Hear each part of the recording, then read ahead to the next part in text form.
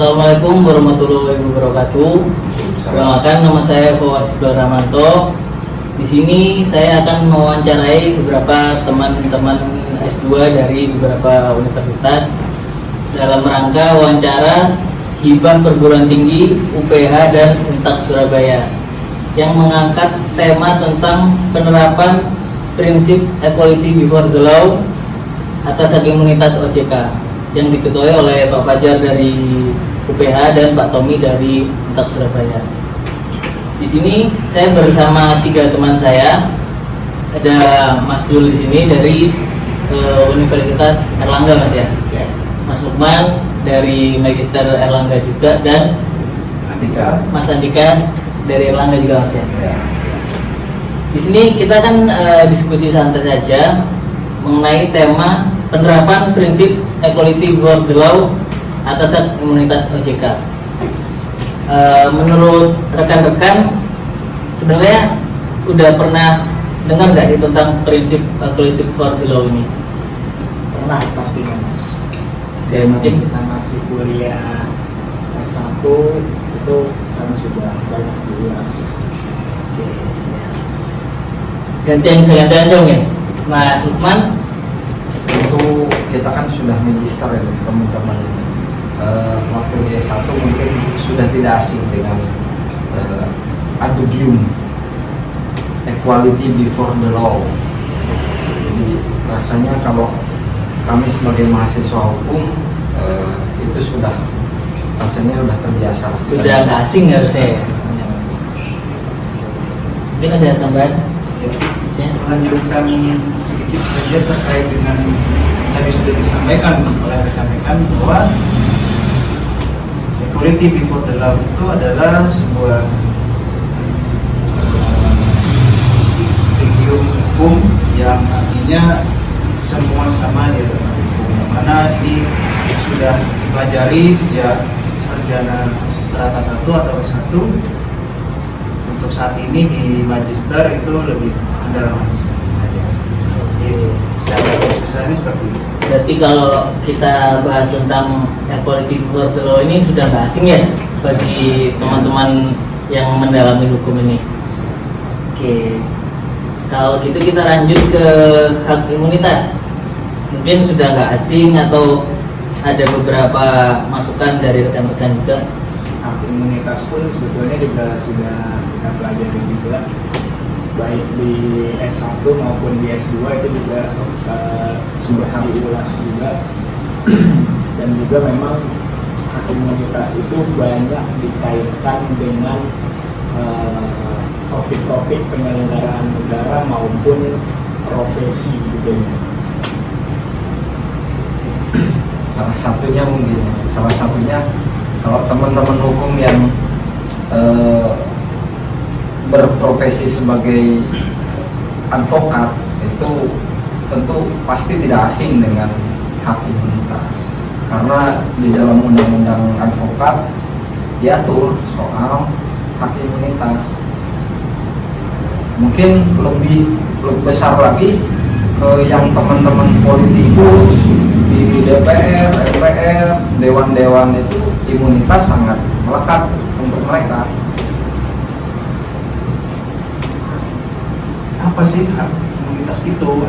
Balik lagi pada prinsipnya adalah hak imunitas itu hak kekebalan bagi seseorang yang mana dalam menjalankan tugas profesinya, selama itu masih dalam koridor dan aturan hukum yang berlaku, maka itu dijamin oleh undang-undang.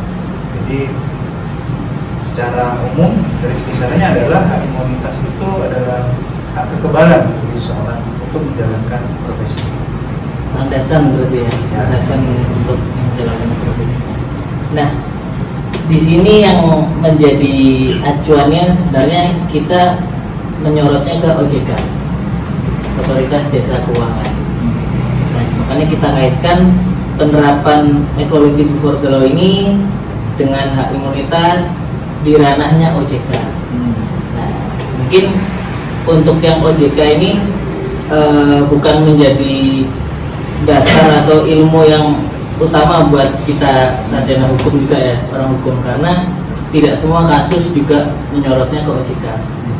Cuman dalam tema ini kita menariknya untuk yang OJK ini, Otoritas Jasa Keuangan, dimana prinsip penerapan prinsip equality before the law atas hak imunitas di OJK ini menurut rekan-rekan udah berjalan sesuai undang-undang atau aturan yang ada apa enggak nih di Indonesia? Gitu. Gimana menurut rekan-rekan? Ya kalau OJK sendiri sebetulnya kan memang OJK ini dibilang lembaga baru juga enggak, tapi sebetulnya secara umum kurang dikenal sama masyarakat umum. Padahal dia sebetulnya bukan lembaga yang baru banget juga gitu kan.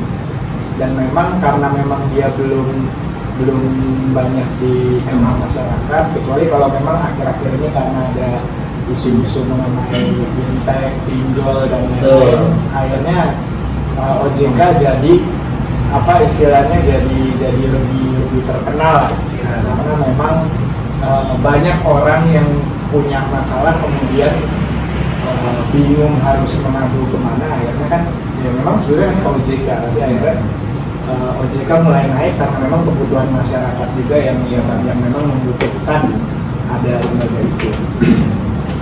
Nah kalau dikaitkan dengan hak imunitas tadi, memang kita harus melihat beberapa kewenangan dari OJK juga yang sekarang itu juga bahkan sudah ditambah dengan adanya undang-undang yang baru itu Omnibus Law di sektor jasa keuangan. Di situ pun juga diatur, jadi ada perkembangan tertentu mengenai lembaga OJK. Mungkin kalau secara dasar hukum kita bisa merujuk ke beberapa aturan itu. Dan memang dengan kewenangan yang dimiliki OJK, bukan hanya sebagai pengawas, tetapi juga dia meregulir, ya, artinya dia juga bisa melakukan fungsi-fungsi pengaturan, bahkan juga sampai ke penindakan, termasuk penyidikan tindak pidana yang ada di sektor jasa keuangan. Nah, dalam menjalankan itu memang sangat urgent jika dibicarakan mengenai hak imunitas, karena memang di sini banyak permasalahan yang kami lihat secara praktiknya, ya banyak masalah, baik itu singgungan kewenangan dengan kepolisian misalnya, dengan PPATK, dengan BI sekalipun. Nah, sehingga di sini hak imunitas OJK ini memang perlu dibicarakan lebih lanjut. Karena kenapa saya bilang perlu dibicarakan lebih lanjut? Karena sebetulnya secara implisit itu tidak jelas juga mengenai hak imunitas di dalam peraturan perundang-undangan terkait dengan OJK. Mungkin kalau kita bilang lex spesialisnya masih ngawang gitu ya, untuk aturan OJK ini. Jadi agak ngawang lah kalau hak imunitas. Jadi masih ada kurang tegas. Sehingga kalau ini mungkin bisa dikembangkan dalam diskusi-diskusi, termasuk nanti bagaimana kita bisa buat aturan hukumnya mungkin terkait imunitas, sehingga dia bisa jadi lembaga yang lebih percaya diri lagi lah, kalau bahasa awamnya, lebih pede untuk menjalankan fungsi kewenangan. Itu terus. Mungkin rekan-rekan yang lain ada sedikit tambahan atau pendapat lah. Tadi juga sudah disampaikan sebetulnya. Secara umum OJK ini kan memang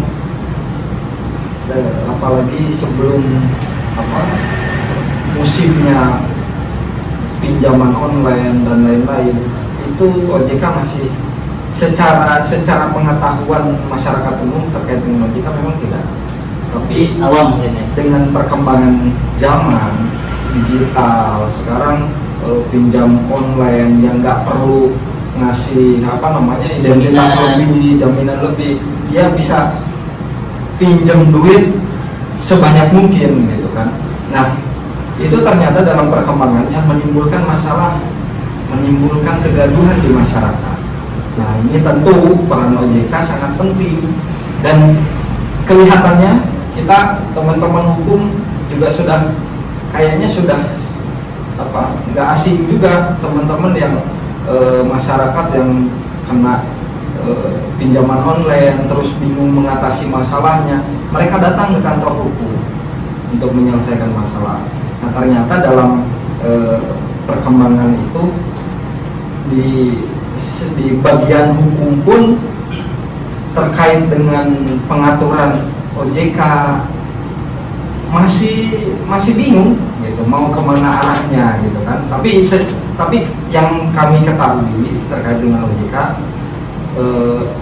sektor digitalisasi, terus penanganan penindakan dalam bidang keuangan, terakhir kayaknya kita juga pernah nyoba di BI wilayah ini ada masyarakat yang kena pinjaman online diselesaikan, kami laporkan ke OJK karena secara aturan legalisasinya pinjaman online ini gak jelas dari mana arahnya.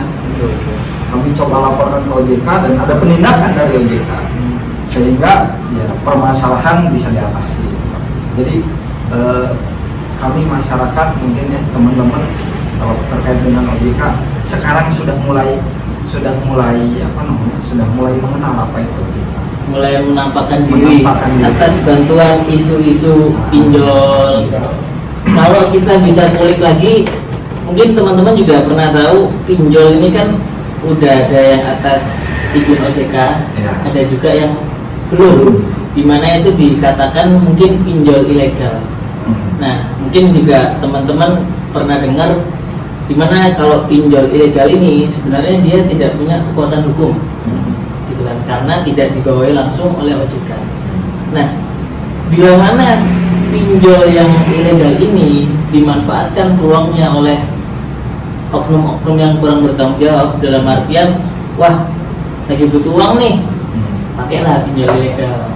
Mereka berasumsi ya udahlah, ini kan kita nggak mungkin bisa diproses hukum nih karena tidak dinaungi OJK. Nah, menurut teman-teman, penyelesaian isu hukum yang seperti itu bisa diselesaikan seperti apa gitu? Menurut hemat dan pendapat saya ini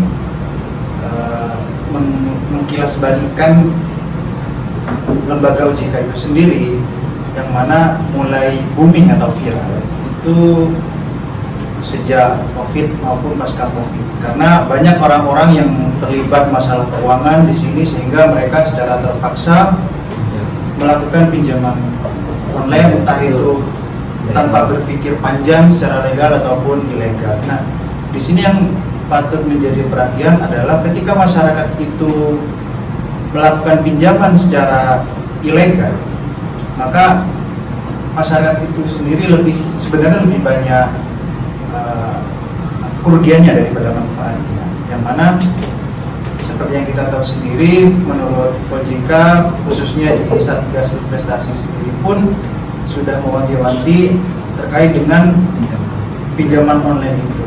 Nah, pinjaman online sendiri itu di dalam perkembangannya sangat pesat sekali, yang mana perlu juga lembaga OJK sendiri itu melakukan penguatan maupun pengawasan yang lebih ekstra lagi terhadap perkembangan yang sangat masif di dalam masyarakat, sehingga masyarakat itu bisa memilah dan memilih serta teredukasi dengan baik terkait mana pinjol yang legal maupun yang ilegal.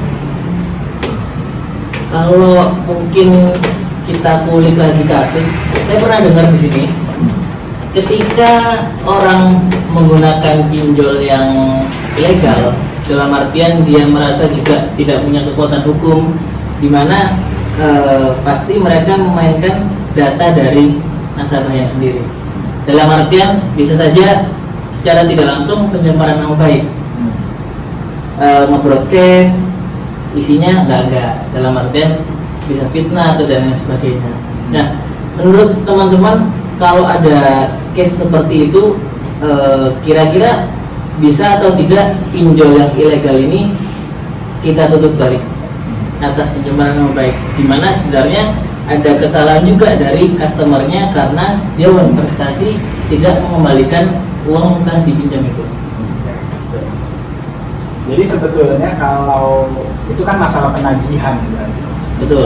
metode penagihan dan etika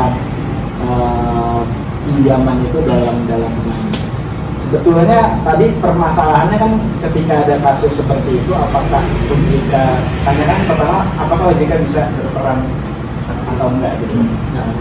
Nah, secara pidana mungkin masih kurang kuat kalau menurut saya untuk OJK masuk ke penindakan terkait dengan penagihan yang terindikasi tindak pidana baik pencemaran nama baik maupun data pribadi dan gitu. Tapi bukan berarti kemudian tidak bisa ada solusi hukumnya. Sebetulnya tetap masyarakat bisa melaporkan itu ke OJK dalam hal supaya OJK bisa melakukan penyelidikan dan bisa mengumumkan, karena kan OJK itu dalam kurun waktu berapa bulan itu pasti dia mengumumkan mana saja data pinjol yang legal dan tidak. Nah, mungkin dari situ, dan juga supaya OJK juga bisa lebih mengedukasi masyarakat. Jadi peran OJK sebetulnya lebih di sektor itu sebetulnya dalam kondisi peraturan yang seperti sekarang. Jadi tetap nggak apa-apa kita laporkan ke OJK supaya OJK bisa mengumumkan, merilis pengumuman resmi baik di websitenya ataupun di berita negara gitu kan. Nanti selebihnya baru nanti akan ada edukasi dari OJK. Karena OJK kan punya bidang EPK namanya, edukasi dan perlindungan konsumen. Tetapi untuk tindak pidana terkait pencemaran nama baik dan lain-lain, saya kira itu akan lebih tepat jika dilaporkannya ke kepolisian daripada ke OJK, karena memang itu tadi OJK dalam penindakan itu saya kira masih kurang kuat lah. Dia lebih ke administrasi, lebih ke kayak payung hukum dari para pinjol-pinjolnya ini dia sebenarnya. Jadi secara legalitas, secara administrasi OJK lebih kuatnya gitu. Tapi kalau tindak pidananya saya tetap ke kepolisian lebih efektif. Mungkin menjurusnya bisa ke ITE juga ya? Betul, undang-undang yang saya berujuk, misalnya undang-undang ITE terutama itu pasti wajib lah. Kalau kasus-kasus seperti itu pasti rujukan pertamanya ITE. Nanti turunannya bisa di KUHP pun juga masih ada pasal yang bisa digunakan, misalnya pasal ancaman, ya kan. Pencemaran nama baik pun juga ada, tapi kan kalau di KUHP kan belum menyentuh ranah digital. Spesifik, betul. Kalau udah ranah digital ya ITE lah spesial. Tapi kalau di KUHP itu misalnya dari pengancaman bisa, kan bukan hanya share data, tapi ada juga yang sampai datang misalnya dari kolektor gitu ya, diancam dan lain-lain, itu bisa masuk KUHP juga. Dan undang-undang yang lain mungkin sekarang yang terbaru ada perlindungan data pribadi, itu mungkin ada ketentuan pribadi juga ketika hidup juga sekarang.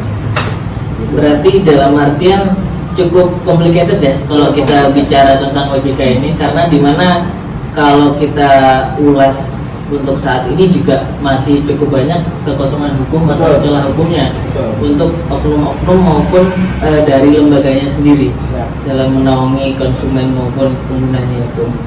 Gitu. Mungkin kita langsung tarik kesimpulan aja. Menurut rekan-rekan, apa sih sebenarnya yang masih perlu diperbaiki dari OJK-nya atau hak imunitas dan lain sebagainya, supaya kedepannya mungkin bisa lebih jelas atau tegas mengenai OJK ini sendiri dan lembaga keuangan lah. Ya, karena OJK karena hak imunitas itu lebih banyak dikaitkan dengan DPR, ya kan, dan juga dengan profesi, misalnya tadi disinggung Mas Lukman advokat. Mungkin sekarang kita bisa lebih memperhatikan hak imunitas dikaitkan dengan keberadaan OJK, supaya kita bisa juga memperkuat peran OJK di tengah era digitalisasi ini, termasuk perbankan dan juga jasa keuangan digital. Ya, sekarang sudah masuk era itu, maka OJK harus lebih mengambil peran, dan kita sebagai masyarakat yang juga selain membutuhkan, kita harus mendukung OJK supaya bisa melakukan perbaikan-perbaikan. Sebenarnya mungkin harus lebih banyak edukasi ke masyarakat umum ya tentang OJK ini, melalui sosialisasi ataupun pengenalan lainnya di, ya mungkin kalau kita lihat eranya di era digital ini lebih banyak melakukan semacam seminar-seminar tentang OJK mungkin diperlukan ya, supaya masyarakat umum ini juga nggak awam. Jangan sampai kalau kita lihat tarik lagi trennya, mungkin masyarakat umum lebih mengenal OJK karena mereka tahu pinjol ini. Betul. Nah, situ kan. Kalau kita tarik dari isu-isu yang ada, mungkin dalam artian kalau kasus pinjol ini nggak FYP, itu pasti masih sangat awam mungkin ya. Betul, setuju Mas. Mungkin ada tambahan lagi kan? Sedikit dari saya bahwa yang perlu kita pahami, OJK ini supaya lebih mudah untuk mengingat, bisa kita anggap OJK ini sebagai wasit. Kita ibaratkan dalam pertandingan sepak bola adalah OJK ini wasit antara korporasi yang mana itu adalah perusahaan pinjol dan sebagainya dengan masyarakat. Oke, betul. Yang mana wasit ini perlu kita perkuat secara legal standingnya, peran dan fungsinya seorang wasit di dalam dunia keuangan, yang mana ini adalah dipimpin oleh otoritas jasa keuangan, sehingga OJK sendiri itu bisa percaya diri sebagaimana yang tadi sudah disebut oleh Mas Zulfikar, bahwa OJK ini perlu dilakukan penguatan dalam forum-forum diskusi, sehingga ketika OJK itu akan melakukan pemeriksaan ataupun penyelidikan, sehingga lembaga ini memiliki power untuk bisa mengkontrol, mengakomodir bagi kepentingan terutamanya untuk masyarakat Dan meminimalisir singgungan dengan aparat penegak hukum lainnya. Gitu aja. Mungkin cukup. Ya, rekan